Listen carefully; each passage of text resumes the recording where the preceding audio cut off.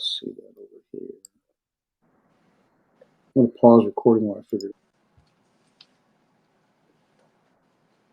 out. All right, I want to ask a question. Why bother spending as much time as we're going to spend to focus on elementary biblical Greek? And I like kind of what Bill Mouse says in his book on page 5 there. He says that it's kind of an interesting pattern it's developed. He says, the only people I've heard to say Greek is not important are those who themselves don't know Greek. Can you imagine someone who knows nothing about tennis say it's unnecessary to take tennis lessons? There are some several reasons that we really want to spend the effort to understand the biblical Greek language. Number one, we could start with it's the language that God chose to. Oh, there's I got a visitor. All right, here we go. A visitor. Morning, Andres. Hello, my brother. Good Hey, how morning. are you guys? We got Samuel and Kara's with him. So Hey, Andres. Hello, brother. No, I'm not gonna stay. I'm just no, just looking checking it how out. everything's working. And Yeah, I asked him to kind of, hey, come check it out because we're working on how this works and doesn't work and kind of stuff. So it took me a little while. I had to do the sharing on my tablet, and it took me a little while to get that. It worked earlier, but then it stopped working. I don't know what I did wrong. But anyway, we're up now. looks good. Is there any way you can put full screen on your slides? I think so. Hold on, let me try from the slides perspective and see what that does. One sec. Slideshow. All right. Yeah, that would look better for the final video. Okay, that looks better that way. Yeah. All right. And the other thing I was thinking about was, let's see. This is, yeah, not that way, not that way, that way. Yeah. Hey, I like that. Hey. Uh, Yeah. yeah, that's probably right here is probably the best way for a slideshow. Okay. Yeah. Okay. All right. All right. So, No, sorry. I didn't want to interrupt your class. Sorry. no, you're fine, brother. I appreciate the input. We're trying to figure all this out, so we're good. The question becomes is why spend the effort? I mean, number one, it is the language God chose to reveal His word in the New Testament. You're familiar with Galatians 4:4, for in the fullness of time, God sent forth His Son, born of a woman, born of the law. And the principle there, in the fullness of time, all things were ready. Well, that includes the languages in order to share to reveal His word to the world. And you think back to Genesis chapter 11 with the people there tried to lift themselves up literally in the Tower of Babel to be like God. And God did what? He confused the languages. So the result of that is you have to wonder, well, if God confused the languages, how will He ever give his full revelation to humanity, to mankind, when all the languages are confused? Well, God, in His infinite wisdom, understood that in confusing the language, He would need some language that would be common, that could be shared. And of course, in the fullness of time, when all things were ready, He prepared the Greek language, and that enabled us to know His word. And we also can have a greater understanding with the biblical languages, understanding that of what God's will is for us. If we depended upon the English or Spanish, in your case, Andres, depended upon the translations of other people, then we must entrust ourselves to them that they did an accurate translation. And that is not always the case. We obviously we could see how many different versions of the English Bible there are, even in what we would consider sound quality versions, King James, New American Standard, ESV, these more accurate word for word type. I hate to use the word for word because it's not really accurate. Um, but we are entrusting ourselves in the translators there. And yes, we can compare English and say, okay, well, why did this translation use this word, and why did this translation use this word? Why did this translation omit this, and why did this one add this? So we can compare tools and understand. but it's to have an understanding of the original language enables us to not put our trust fully upon someone who's done the work for us. It gives us the ability and provides us the tools. The example that Bill Mouse provides in his book, I like. Obviously it's pretty common. If you had to fix your car, Andres used to do car inspections, right? You had to fix your car, and the only tools you had available were a screwdriver, a hammer, and a crowbar. You probably might do more damage to the engine if you're doing engine repair. You might do more damage to the engine than if you had the right tools. So giving the right tools enables us to have greater access to more information, and enables us to make a more clear, sound decision, and enables us to preach and teach and prepare Bible studies for other people. Gives us access to some of the best commentaries, and enables us to have greater knowledge and greater application, not only in our lives, but help others to come know. So there's lots of good reasons. We could go more into that, but I think that's generally enough. I do want to talk a little bit about history. We're going to get into the syllabus next after this. Well, actually, I'm going to, I think, show something here. One of the things that, I think I can write on this. One of the things that that when we look at the lineage or history of languages, right, come on. Well, I'm supposed to be able to write.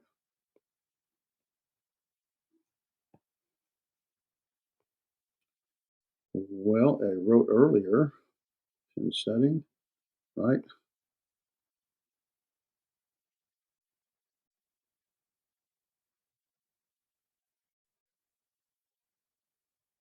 Discard annotations, go back to here, go back to full screen.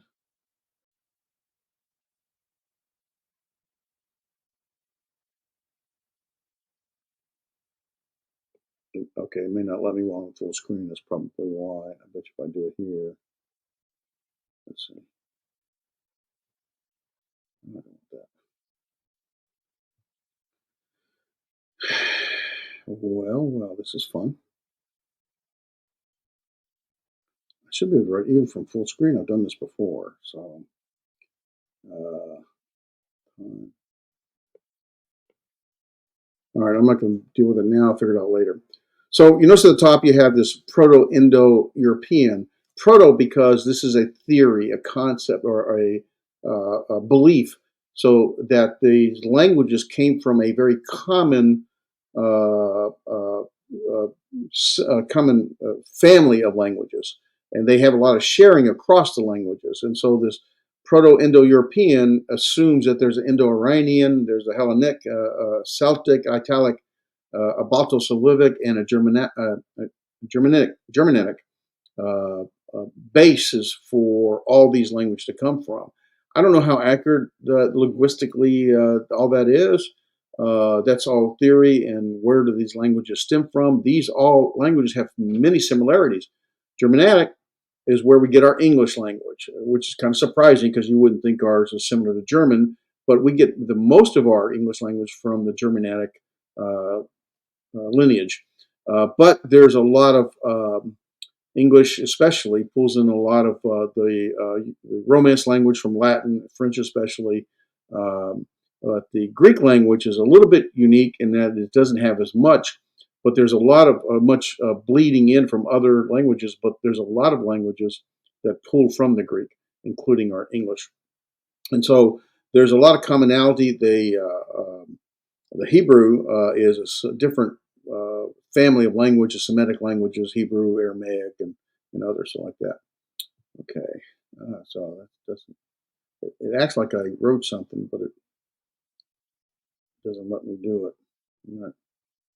All right. So when we talk about the Greek, and you're familiar with Alexander the Great, of course, and the ancient Greek languages go all the way back. I think if you go back, I think in chapter 1 or 2 are just or chapter 1. Greek language goes all the way back to the 14th century BC. And we find that classical Greek was prominent between, say, Homer's time in 8th century BC and Plato's time in 4th century BC. This would be predominantly classical Greek. I know someone that did a study in classical Greek, and enables you to do a lot more with some of the the writers from that time frame. But the Greek that we're going to be looking at is referred to as Koine. And now during Alexander's great the time, you see Attic there where Athens is, the peak. It's Attic is actually a subcomponent of the Ionic languages, and it became more prominent predominantly because of Alexander the Great's influence throughout the world. And as it began to spread, it does what all languages do. It sort of assimilated with other languages, and ultimately it became less formal. Attic Greek is a very formal, similar to classical, but it became less formal, and ultimately it becomes more common. More common is the Koine. That's what the word Koine means. Okay. So the Germanic languages is where we get a lot of ours. The Greek language it comes from the classical, and actually there's one before that called Linear B, going back to the 14th century. And then there's Koine, and then that Koine becomes the Byzantine. It evolves into the Byzantine Greek, and ultimately to the modern Greek. Let me mention that because we're going to talk a little bit about what Greek pronunciation we're going to look at. So I want to go a little bit over the syllabus real quick here and talk about some of the books and the resources. I think, let me see, where did I have that at? Syllabus should be here, I believe. There we go. All right, I'm not going to go over the whole thing. You can look at description and the text. We'll go over those in a minute. I want to go over really kind of what we're going to cover. So, as you know, most of our classes are in the 8-week period, and we meet 3 times or twice a week for 3 hours each time, and that's 48 hours of in-class time instruction. That's like very, very difficult to do with the Greek. So we spread that out. We're going to take the same 48 hours of classroom instruction, and we're going to spread it across 16 weeks. And so we're going to have week 1, we're going to look at chapters 1 through 4. Basically, 1 and 2 are introductory that we just touched on. 3 and 4 is where we're going to spend our time here in a moment. Speaking of time, I don't even know what time it is. Okay, so I got about a little more than 30 minutes. Then we'll move to week 2. Of course, we'll be interrupted with PTP, part of week 2, but we'll cover chapters 5 and 6. 5 is an introduction to English nouns, and then 6 moves into the Greek nouns. In chapter 7, we'll look at various declensions. Chapter 6 looks at nouns in the nominative case and the accusative case, and we'll look at the genitive and dative in week 7, or in week 3 with chapter 7. What I'm pointing out is that we're going to look at 8 weeks for this Greek, elementary biblical Greek 1.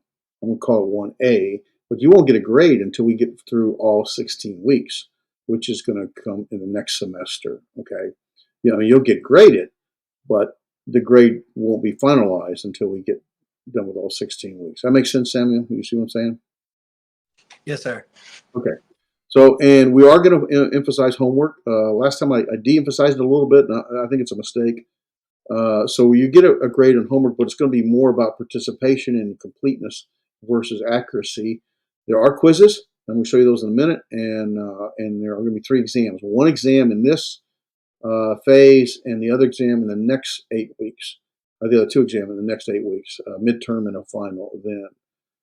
So I wanted to show you that, and I also want to pull up and show you, I think here is where I want to go. I want to pull up here. In the LMS, you see we followed the same outline. Now where it says lecture 1, 2, 3, 4, 5, 6, 7, 8, that's really week 1, week 2, week 3, okay? What we're going to do is we'll have, I'll do the introduction to the text for the chapter on Tuesday morning.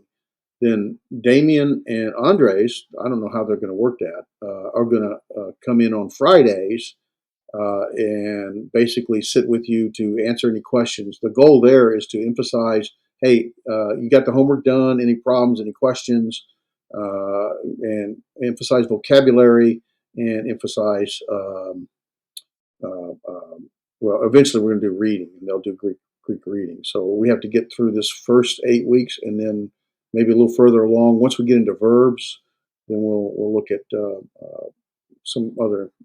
We'll start doing some reading. The nice thing about the text we're using is it really pulls a lot from the biblical text, and so you almost automatically start using the Bible in the Greek from the very beginning, and that just makes it much more exciting and interesting.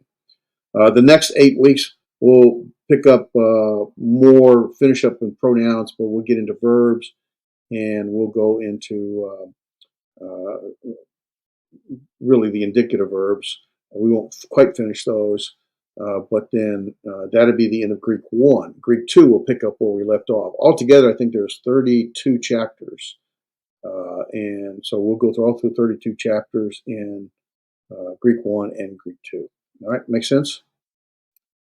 I want to point out to you in the resources tab, there's a syllabus.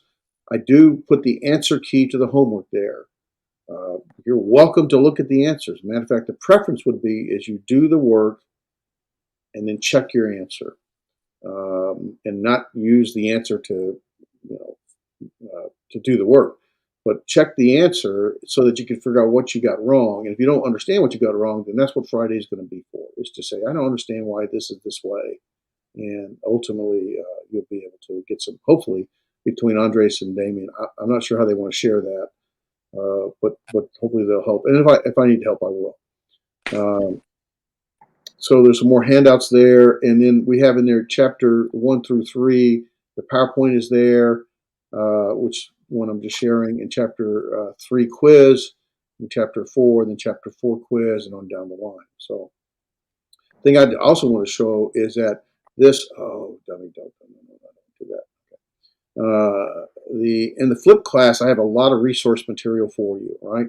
So the homework or what's you need to do where it says read BBG, Basic of Biblical Greek, chapters 1 through 4. That's preparatory work coming to class. That's not homework. It's homework, but preparatory work. Homework is going to be like here, and it will tell you in the LMS homework for all of the Biblical Greek workbook, exercises 3 and 4, be ready to discuss on Friday. And so that's in there for you. There's some other resources here. I did put quiz 3 and quiz 4 under the flip class, but it's not, and you can get to it and you can see quiz. By the way, quiz is not open book. On an honor system, you want to use your closed book, but this one starts out with just the alphabet. But I also put it over here under resources tab because it's just easier to download. There it is right there under the resources tab. I did want to mention that I put some additional resources in here for your use. I'm not going to go through them all in here. That will kind of help you, I think. Oh, I'm not getting the sound. Great. I just went through the sound earlier and it worked, but I'm not going to mess with it now. I know the sound's there. I know it's there. But there's some other resources here that I think would be useful for you to show you familiarity. One thing I did want to play, and I don't think it's going to play if I don't have sound. I had this problem, and I figured out why. Yeah, it's not playing. Why am I not getting sound? Well, I'm not going to do it now for time's sake. But here's a 2-year-old reciting the Greek alphabet.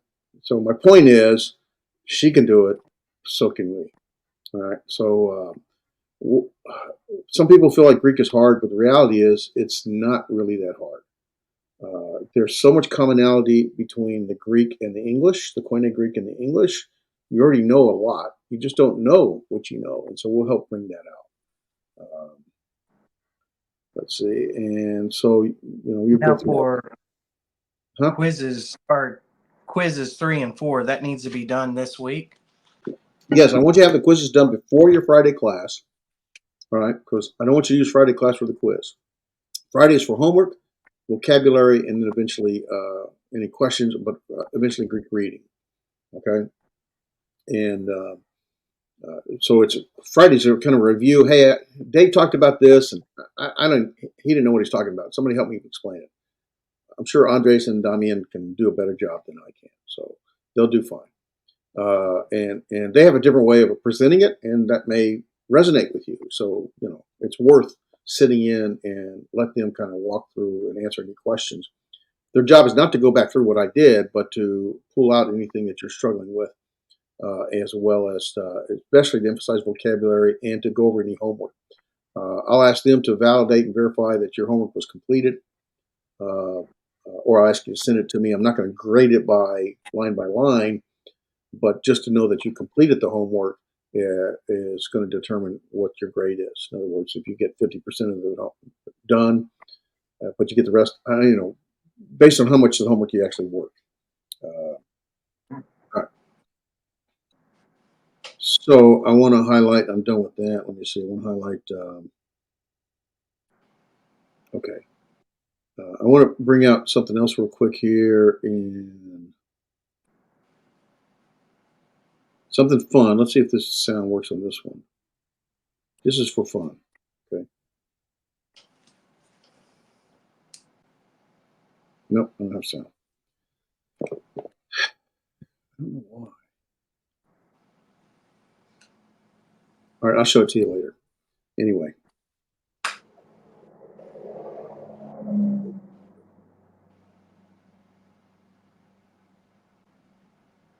All right. I do want you to be aware of this website, Bill Mounce, BILLMOUNCE.com. A lot of great resources, a lot of great tools here. And what we're going to do is follow basic of biblical Greek grammar on the right-hand side. And if you, we're going to click in there in a minute. You go down, you get word of the day. And obviously, I don't have sound, so we're not going to get it, but it'll play the word of the day. The only problem with that is it doesn't necessarily, it's a word of the day. It doesn't follow the vocabulary structure we're going through. So it may be useful, it may not be. The other thing, though, that I want you to be able to be aware of is you go into the option B, the biblical Greek, and you can watch his thing if you want. But there, there's an introduction for you, but, he's going to talk about, the book would you have, the workbook would you have, the cards which you have, the laminated sheet which you have. That will become very useful. That laminate sheet will become very useful as we move further in. The compact guide you really don't need. And then this free online class. This is what I want you to be aware of. All right, so there's track 1 and track 2. We are going to use track 1. Track 1 follows the book.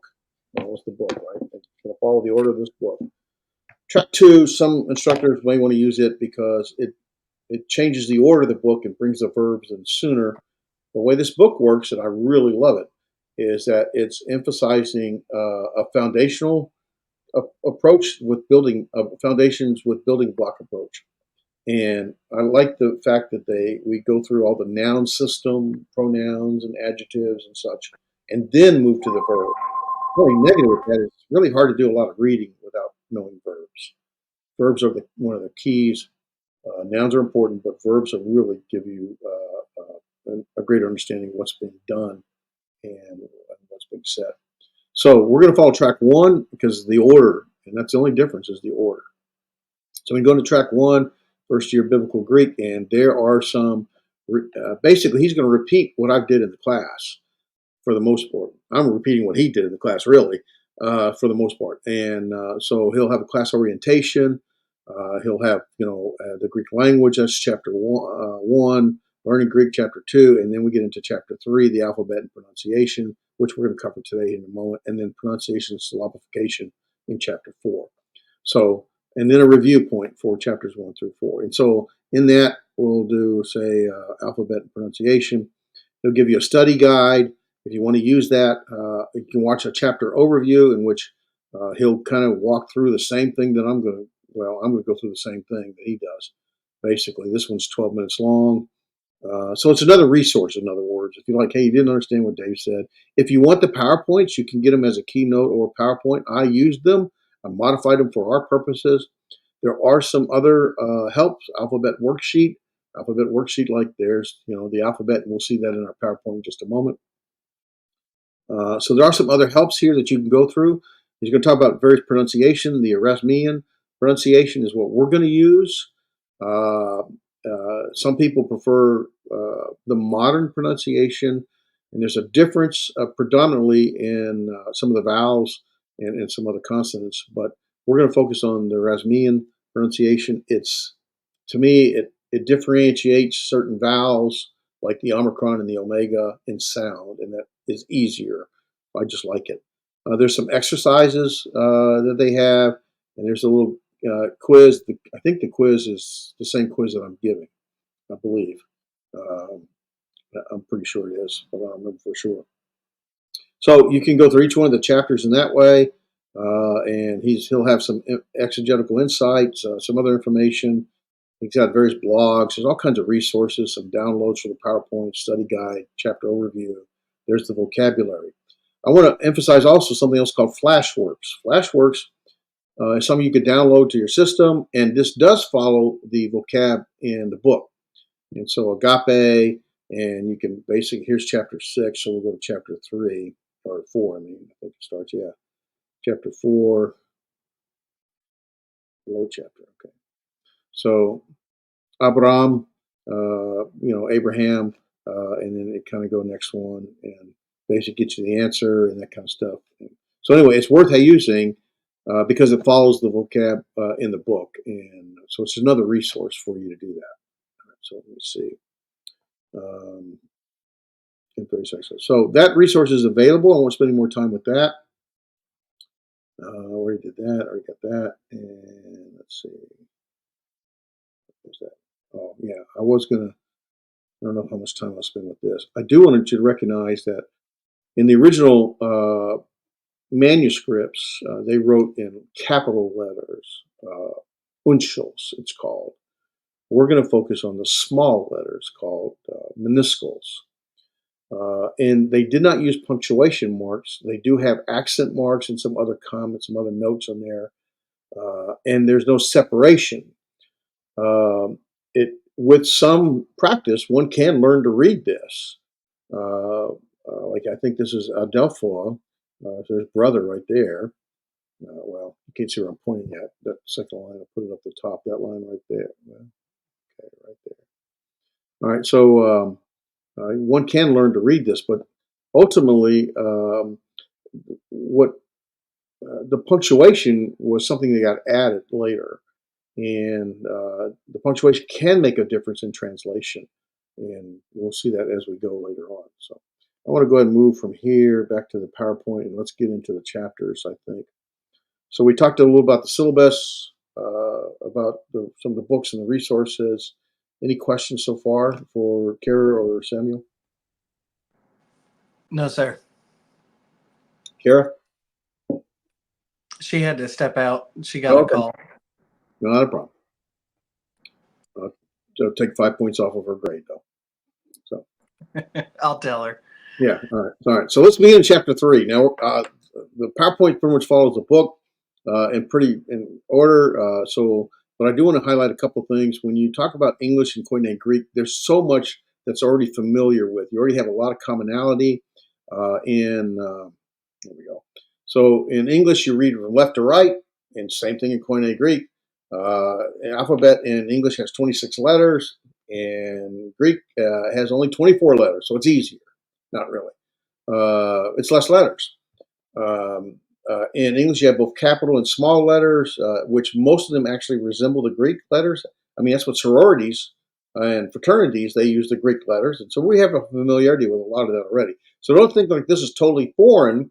There's a lot of it that you already have a familiarity with. Your mind is just not used to thinking in this way. And that's what we're going to do is train our mind to begin to think and look and read in the Greek. Greek has both capital and small letters like the English, but we're going to emphasize and focus on predominantly really the small or what's called minuscule letters. And because most of the manuscripts, the early manuscripts were written in capital or uncial letters, but I think I'm going to memory here. I want to say by the 4th century AD, maybe a little later, pretty much everything moved towards the minuscules, the smaller letters, but a lot of them resemble the English. So the one thing that's really different, though, in English, it's impossible to read without really understanding the meaning of the word. There's some words you can kind of read it, but if you don't know what it means, trying to think of examples now. I lost it. I had it written down somewhere. But according to Greek, you can read it without knowing anything. Once you learn the pronunciation, you can read the whole thing. Not always true in English, but in Koine Greek you can. However, obviously we want to learn the vocabulary so that we understand what we're reading. My point is that once you begin to understand pronunciation and you get comfortable with it, reading is not the hard part. Remembering what it means and how it's used in the sentence, in the syntax, is really what takes a little more effort. A lot of our English letters look very much as the Greek, right? Give me the English transliterations of these letters. See which ones you know. Go ahead. Like And the what's A the and the first one? B. A and B. What's the next one? I don't That's think the that. English side. I'm not I asking don't the think Greek. that's E.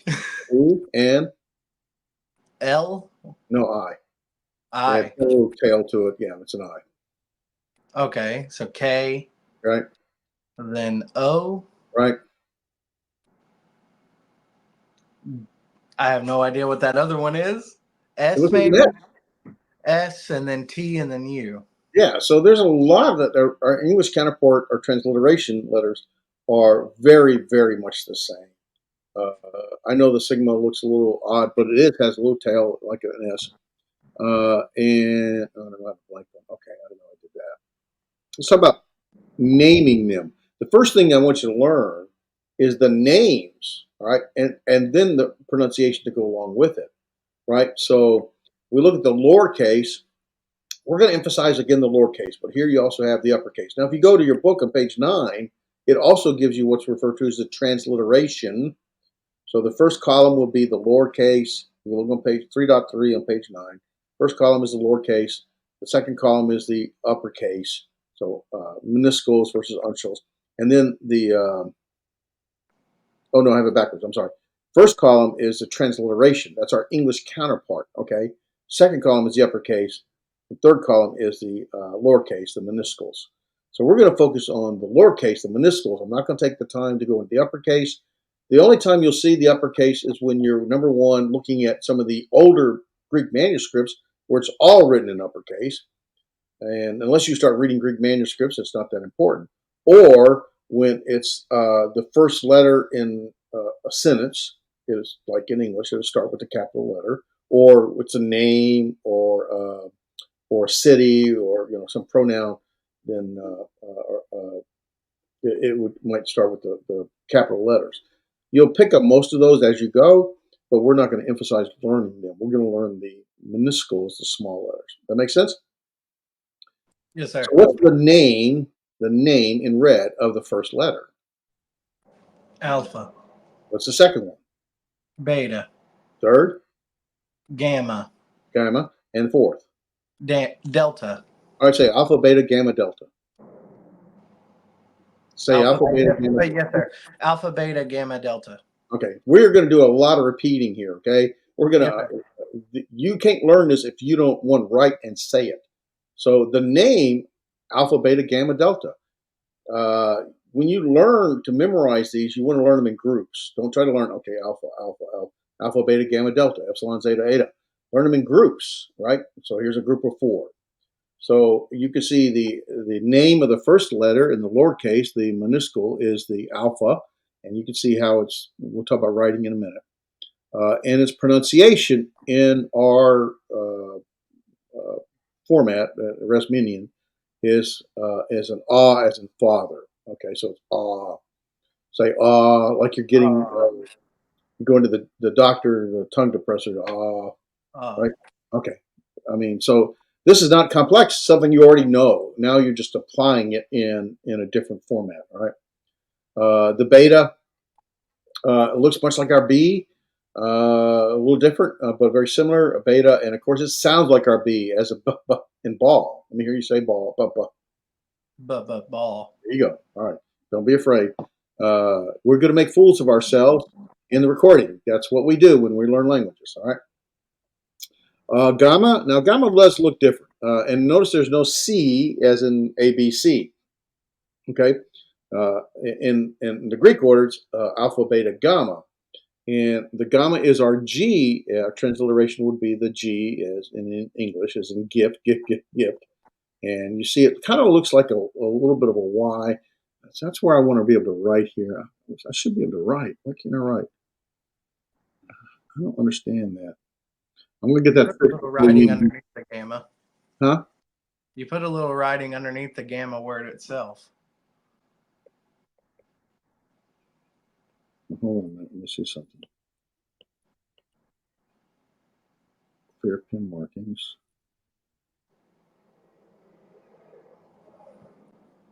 Now, is it gamma or gamma? Either way, however you want to say it. Okay. I say alpha, beta, gamma. Gamma. Okay. The pronunciation is not an exact science. So basically, let me see if I can.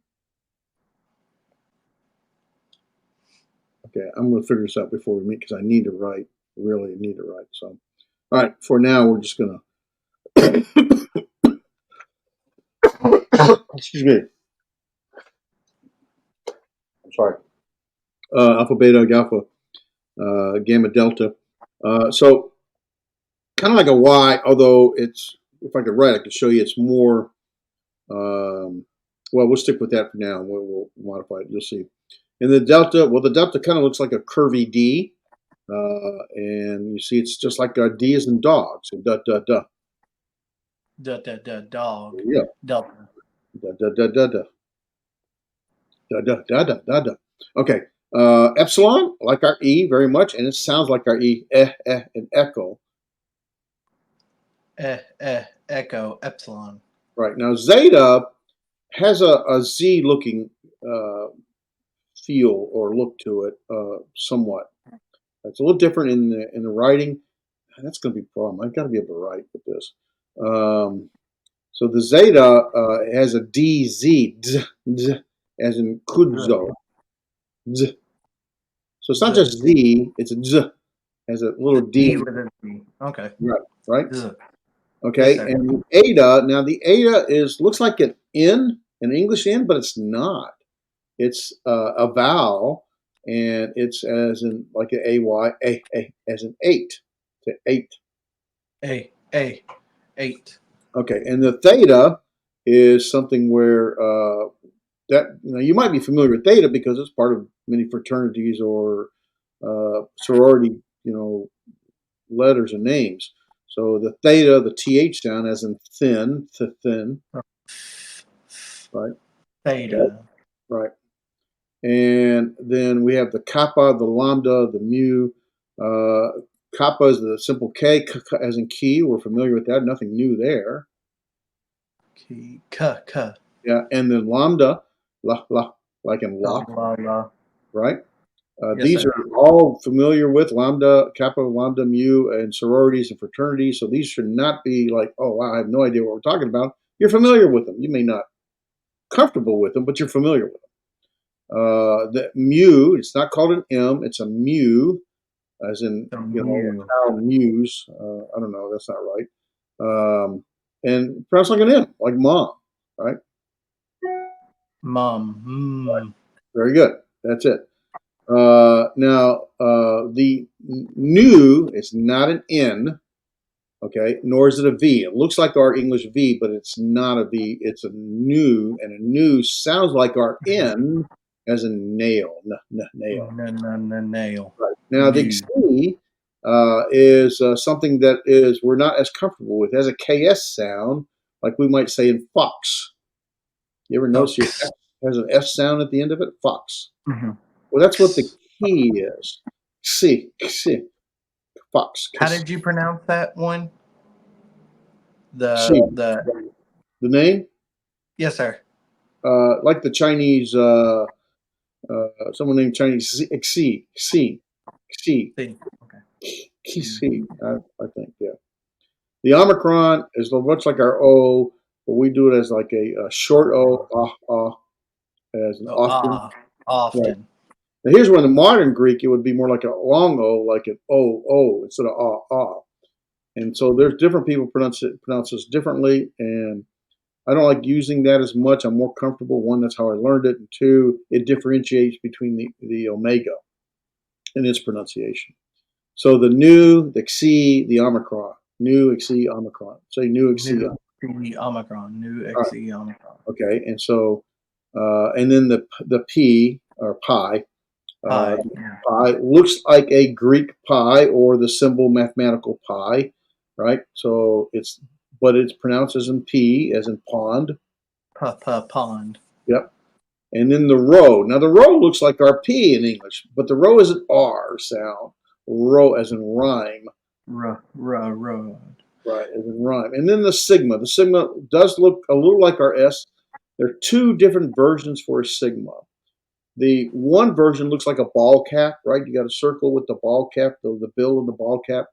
That is where it's used within the middle. What time? I'm running out of time. Okay, in the middle of the word. We probably won't get to pronunciation today because I started late with everything, but that's all right. We'll pick it up. We'll focus on learning the vocab in chapter 3 and pick up chapter 4 next week, and I'll let the guys know. So just focus on chapter 3 this week. So the sigma, when a word begins with an S or in the middle of the word has S, it will use this ball cap looking S. But when the word ends with a sigma, with an S, a sigma, then it will have what looks closer to RS. Oftentimes I write it almost like RS, but it's the bottom half of the S is smaller than the top half. That's what it is, really. Make sure I heard you right. At the beginning of a sentence, or at the beginning of a word, or in the middle of it, we have that O with the ball cap. But at the end, it's that more of that S. Right. They're both a sigma. They both have an S sound. It's just where it's placed in the word. It does not change pronunciation or the meaning. It just has to do with Position. Yeah. And if it's the end of the word, it's going to have the elongated sigma versus the ball cap sigma. Yes, Okay. The tau is our T. How? Right. And like in tap. The upsilon is our U and has the as in boot sound. Upsilon. Kind of like Eddie. Yeah, there you go. Okay. And we already mentioned the sigma here, so I won't go into that. So for they give you an example, like see at the bottom there, the sigma at the beginning or middle, like in soon or meson. But when it's used at the end of the word, like theos, it's the same sigma, it just has a different look to it. Excuse me. It's just all about where it's at in that certain word. Right. And here we're pointing that out. The sigma at the end of the word looks like a kind of our elongated S, basically. And there's different styles of this. You'll form your own style, okay? It's almost like our S, except the bottom half of it is smaller, not as wide. In this case, it doesn't really loop back. Doesn't loop back as much. Mine does. So it doesn't matter. It become obvious to you. And then within the word, it looks like the ball cap, like an apostolos. Apostolos, you see, I can't highlight here, but in the middle of the word, there's the sigma with the ball cap. But at the end of the word is the sigma also, but it's the end. It has a different form, a different look to it. Yeah, okay? I see that now. All right. And so the last 4 letters of the alphabet are phi, chi, psi, and omega. Say phi, chi, psi, and omega.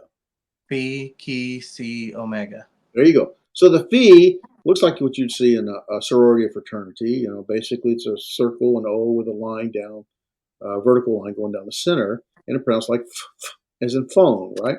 Phone. Now, when we do transliteration for a phi, chi, and si, we'll use 2 letters.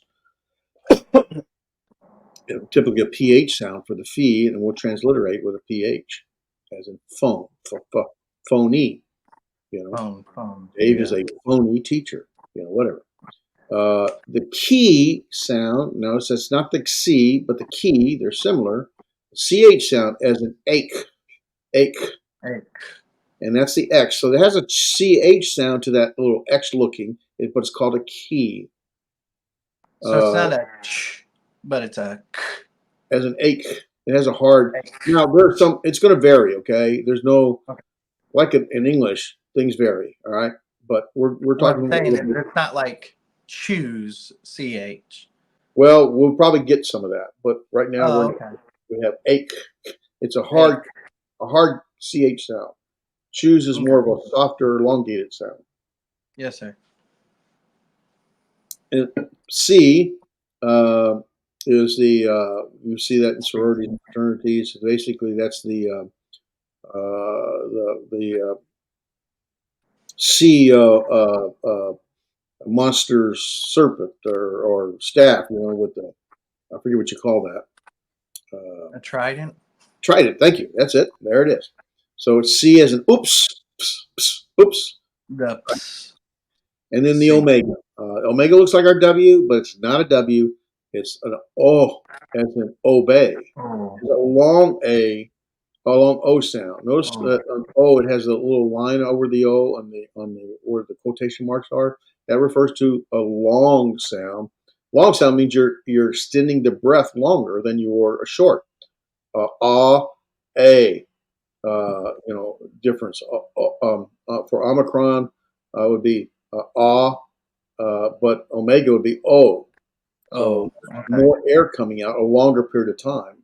So it's elongated. So, and that's your 24 letters. Now, I'm not going to go back through them. It's going to be up to you to practice this constantly. The sooner you're able to know this, and I would practice this first, the names and the pronunciation. You'll get more of the pronunciation when we put it into words. That'll make it easier. But be familiar with these pronunciations, but know the alphabet. I would learn the alphabet in groups of 4, 3, or 5, whatever group's comfortable with you. If you watch some of the other videos that I have in the LMS and some of the stuff that's on Bill Mouse's thing, they'll give you, you'll hear other people speak it. It makes it a little easier. If you and Kara want to just talk to each other in Greek, just say alpha, beta, gamma, delta, epsilon, alpha, beta, gamma, delta, epsilon. Let her repeat it, alpha, beta, gamma, delta, epsilon. Just have fun with that. And then so you learn the first 5, then you learn the next 4, next 3, whatever you want to do, that order. Best to learn them in groups. And then when you learn one group and do another group, and then put those 2 groups together. That's probably the easiest way to try to learn these. So you don't try everything at once. But by the end of the week, you should have some familiarity. You may not remember everything right off the bat, but you'll be reasonably familiar with it. And by the following week, you'll become much more familiar. There are some Greek letters that are transliterated with 2 letters. I got a couple more minutes here. Translated with 2 letters. The theta, when you write it in English, it's going to have a TH.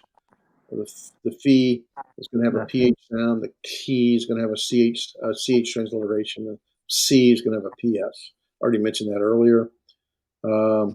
Pay attention. Some letters don't confuse with others. The gamma is not a nu. Sometimes it can look that way. The xi, the zeta is not a xi. Theta is not a phi. The nu is not an upsilon. The omicron is not the sigma with the ball cap. The p is not the tau, and the phi is not the c. So you can easily confuse those, but I don't think you have too much trouble with that if you learn what they look like and begin practice writing them. Also, pay attention. Some letters in this is where we'll struggle the most. Okay, because we're used to English and our minds in English, and we need to think Greek. So the eta is not an N. Don't confuse the eta with the N. Don't confuse the nu with a V. Don't confuse the rho with a P. Don't confuse the upsilon and the English upsilon are pretty much the same. But the key is not an X. Well, the upsilon is not a U, in other words, although it's very similar. The key is not an X, and the W or the omega is not a W. So you want to be careful with those things. And here's the whole thing when you put it together. So you say it with me. Let's go in order. We'll just name it. Alpha, beta, Gamma. Right? Start together. We'll go with that pace. Ready? Alpha, Alpha, beta, gamma, beta, delta, delta, epsilon, epsilon, zeta, eta, theta, eta, theta, theta, iota, kappa, kappa, lambda, lambda, mu, nu, nu, nu, xi, e, omicron, omicron, pi, pi, pi, rho, rho, sigma, sigma, tau, tau, epsilon, phi, phi, right? There's chi, P and key, and C and omega. phi, and omega. Yeah, so by next week, you should be able to kind of go through this without too much difficulty. You'll struggle with some. It takes a little while, but you want to start going through this as much as you can. And that means pretty much every opportunity you're not doing something, you need to do this. This is one of those classes where you have to work on it every single day, 7 days a week. It's not like you have to sit down and do a bunch of homework every day, but you need to go through it every single day to get it in your mind. Because when you're younger, maybe even Silas's age, learning a new language is not that hard because your mind is not cluttered with a bunch of other stuff. But now our mind is cluttered with what we've known for years, and to change that is much harder. So you got to spend more time with it, in other words. Okay, there are long and short vowels, like in English, right? The epsilon and the omicron are short vowels. In other words, they're going to be pronounced with less breath. Eh, ah. The eta and omega are always, or let me start again. The epsilon and the omicron are normally, can be short vowels. The eta and the omega are always long vowels. Epsilon and omicron are always short vowels. Eta and omega, I apologize, let me say this right. Eta and omega are long vowels, but there are some letters that can be either short or long. The alpha, the iota, and the epsilon. Okay, you'll see that when we go through pronunciation, but just be aware there are different ways that you might sound the letter out, either short or long. Less air, more air. All right. Now, there's something called diphthongs, and I want to touch on that, and we'll be near done, other than vocabulary. We have diphthongs in English. We just don't think about it. When you say certain words like aisle, well, AI is two letters, but you don't say aisle. You say aisle. Pronounce the two letters as one sound, and that's a diphthong. That's what we do in the Greek. And it's the exact same thing we do in English. We just don't think about it, right? So the alpha iota sound is like the AI sound in aisle. The alpha upsilon sound is like our AU sound in kraut, sauerkraut, ow, ow. Ow, ow. And the epsilon iota sound is just like when we say freight, we got a EI there, and we sound as an A, as in freight A with a H sound. The epsilon upsilon sound is just like in feud, ooh, ooh. Omicron iota diphthong is one sound, and it sounds like oi, as in oil. So we do the exact same thing in English. This is nothing new to us. We're just not used to it or thinking about it. The Omicron upsilon sound is an ooh, ooh, as in soup, ooh. And then the upsilon iota sound as in sweet, sweet. Sweet. Right, same thing. Now, I want you to notice something. They don't really highlight it in this chart, but the diphthongs all in an iota or upsilon, one of the two. And they'll start with an alpha, epsilon, or omicron, or upsilon. There's only one upsilon beginning. But they're all in alpha, and I wish they put it in order this way to make it easier to recognize. They all in an alpha, an iota, or an upsilon, and they also will begin with alpha or epsilon or omicron, generally. Okay. So be looking out if there's like one of those there, then to be looking out for. Trust me, you'll be picking those up pretty quick. Yes, sir. All right. Now there is another diphthong. It's called is an imperfect diphthong. What do they call it in the book? Improper diphthong. Okay, and that is when you take some letters, such as the alpha and the iota, and you put them together.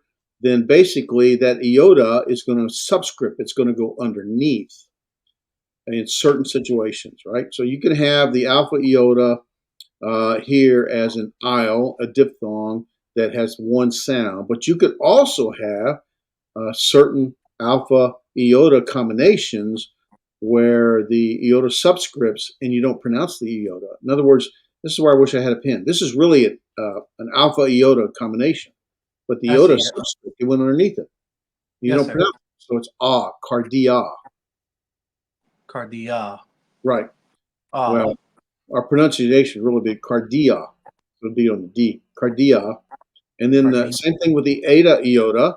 Now there is no eta iota. Notice here there is no eta iota subscript or diphthong, right? So when you get an eta iota, it's not a diphthong. It's what's an improper diphthong called a iota subscript, and the iota goes underneath it. That iota just moved underneath, and you don't pronounce the I. There's reasons for this, and we'll get into this another time. And then same with the omega. Omega is not part of a diphthong, but it is part of an improper diphthong with an iota. So omega iota, the iota is going to subscript. So you see in logo, the iota actually is lambda, omicron, gamma, omega, iota, but the iota went underneath, and so you don't pronounce it. It's called an iota subscript or improper diphthong. Okay? Okay. All right. And I think, okay, breathing marks. And then we got 3 more minutes. Breathing marks. When a word begins with a vowel, it will always have what's called a breathing mark. A breathing mark is nothing more than a comma above it. It will either look like our comma or it will be a backwards comma.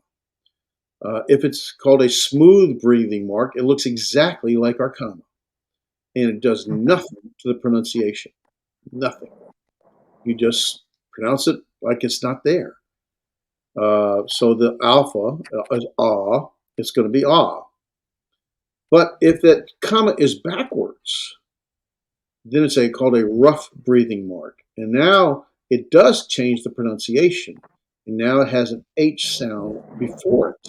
So you can think of this backward comma, rough breathing mark, as a sound. It is a sound, like instead of ah with a smooth breathing mark, it's going to be ha. You start with the H sound. Does that make sense?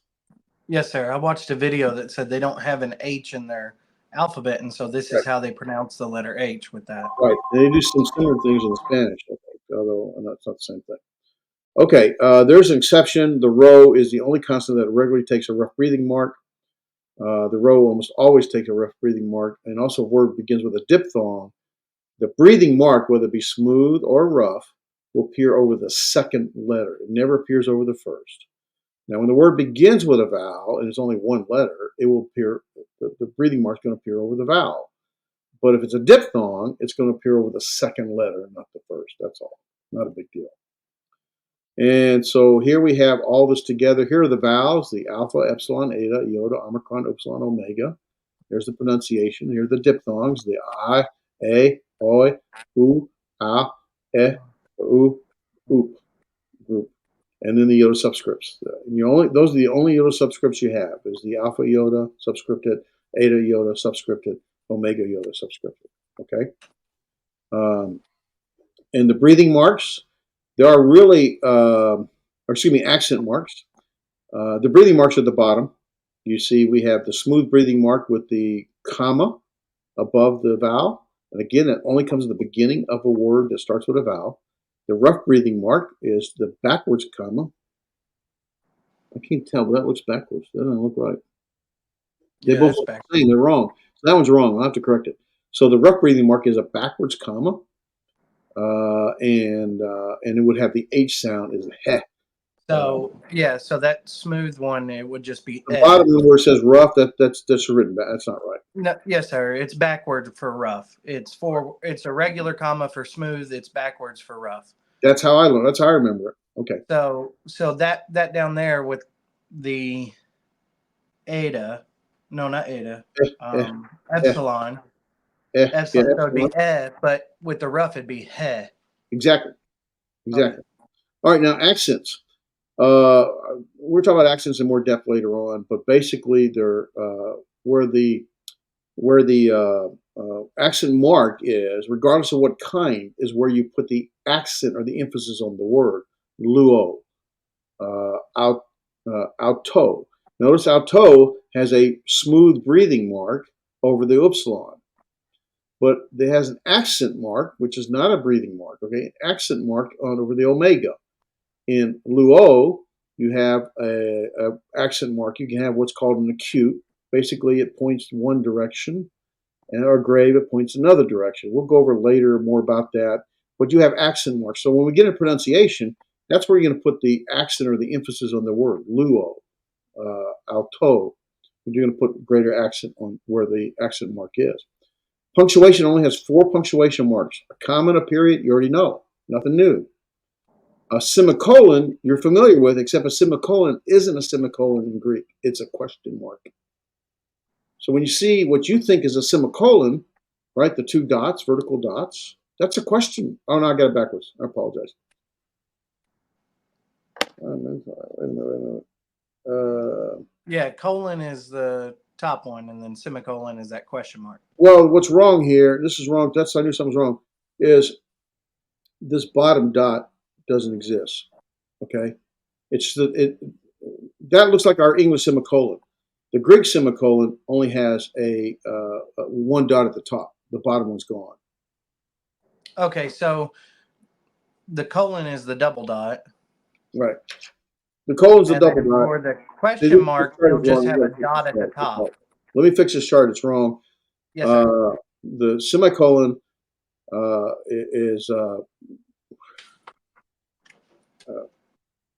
has 1 dot, a raised dot, okay?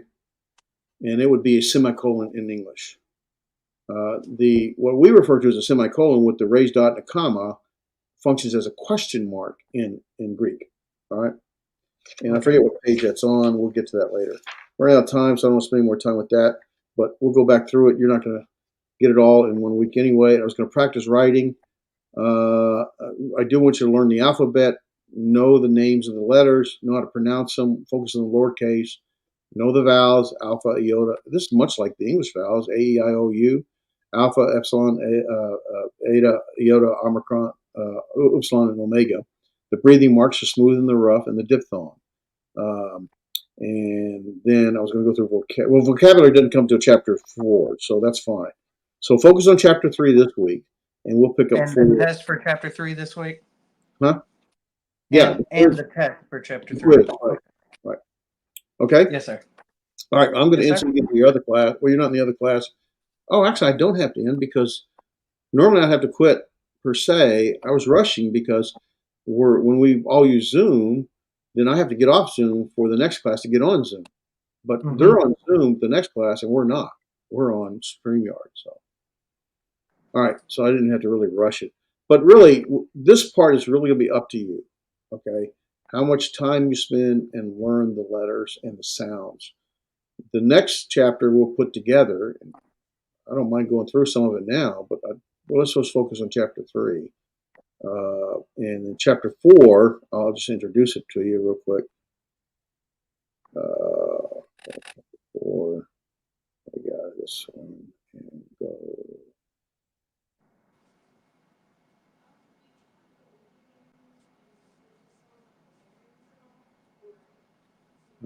Chapter 4. Chapter 4, we're going to focus on pronunciation and what's called Slavification, and then we introduce vocabulary. Slavification is how you divide the word up. And that really is almost natural, like in English. You just look at a word and you know how to pronounce it, right? Yeah. It's very much the same in Greek, although there are rules. But you could almost put the rules aside and just read it like you would in Greek, in English, and you get pretty much most of it. But we'll go through the rules. And what we'll do is we'll do a review in the alphabet. I'll let you go through the alphabet next time. And then the identify. I'll make sure I get all this correct. Okay. And then we'll focus on the period. This is where actually pronunciation really doesn't come to next week. So I don't know why I tried to put it in this week or to chapter 4. Period, comma, semicolon appears as the 1 dot you see right there above. And a question mark looks like what our colon would look like. Okay. Okay, so a semicolon doesn't have the bottom part. Right. It just has the top, and then the colon is the colon is the question mark. Yeah, that should be colon, not semicolon right there. So There's a question. semicolon, just a dot at the top without the bottom. That And function then is. the colon is a question mark.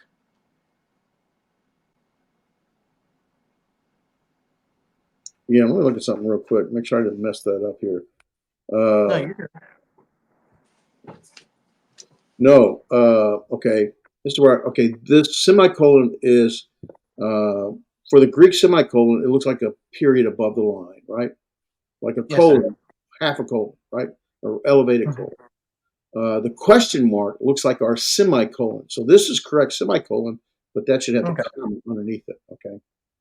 So that's where that's wrong. And I'll correct that as well. This is the problem when I didn't really look at it close enough. And we're going to go through more of this stuff later. I don't spend all your time now. We'll talk about how to pronounce and divide the words to make it easier to pronounce.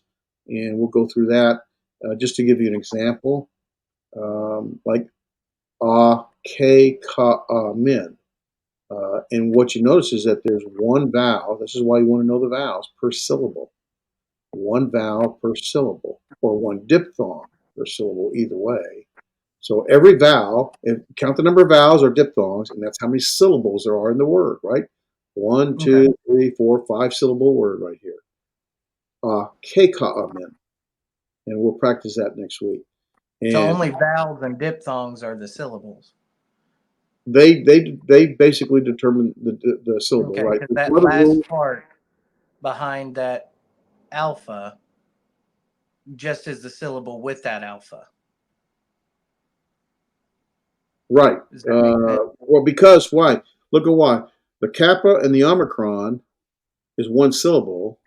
Yes, And sir. anytime you have a syllable, unless it's a diphthong, it's going to be a separate vowel or separate. Yes.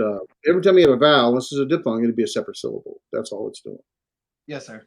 So this is 1, 2, 3, 4, 5 syllables. The mu, the epsilon, and the nu is one syllable. Min, like men, min. Okay. So this is k, ka, min. Okay.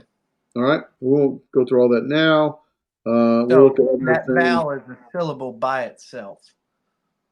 Every vowel is a syllable. Yes, The vowel or diphthong is a syllable. If it's okay. not a diphthong, like the omicron and the alpha is not a diphthong, they have to be divided. I'm putting a line here and you can't see it. They have to be divided as a separate syllable, Yeah, I right? see the diphthongs. I just wanted to make No, sure there's no diphthong that here. last part. There's no diphthong here. Oh, I thought I have to look, that K and that No, Ada. no. Eta is a vowel. Kappa is a consonant. Diphthongs are only two vowels together that make one sound, right? Okay.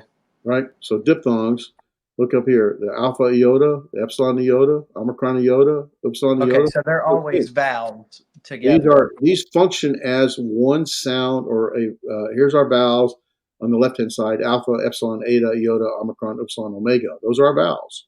And they We have always end in a iota or a upsilon.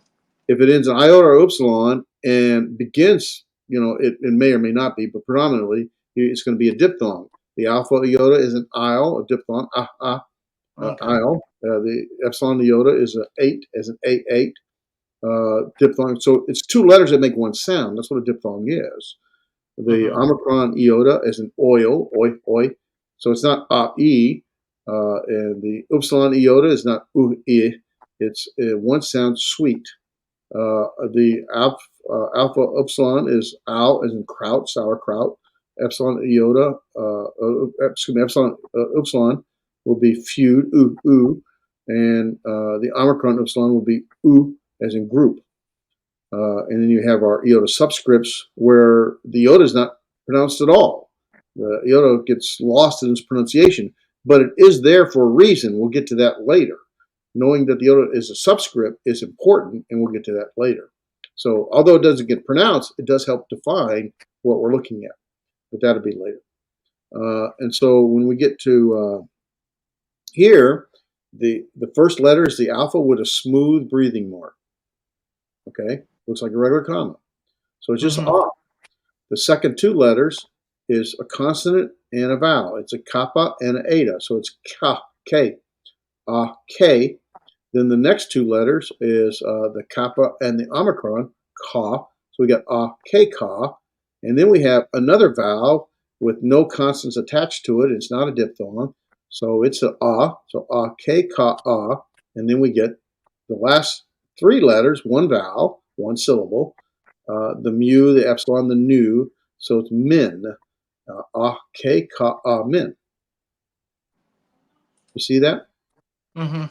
Now we'll show you later. Let me go here, not here, where there is a diphthong.